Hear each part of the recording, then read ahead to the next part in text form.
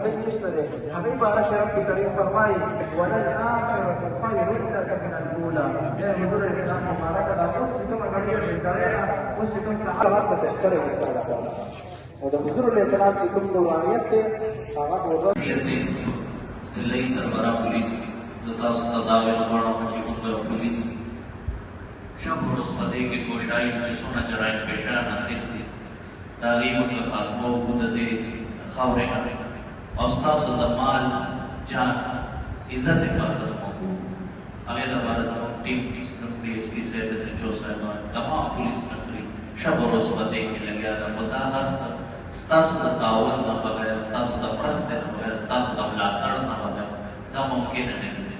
زموږ تاسو ته دا یو دغه دی چې څومره دلته منشیات فروش دي نور جرایم پیشه عناصر دي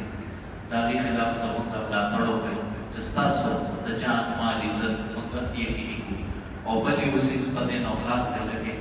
بلکې هر ځای کې چې په سپینه جامه کې داسې لږ کبان داسې بېغیرته خلک روچت شوي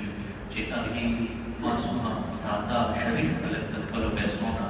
او د هغې د ځمکو باندې قبضې کېږي د هغې خلاف موږ یقینا چې یو جهاد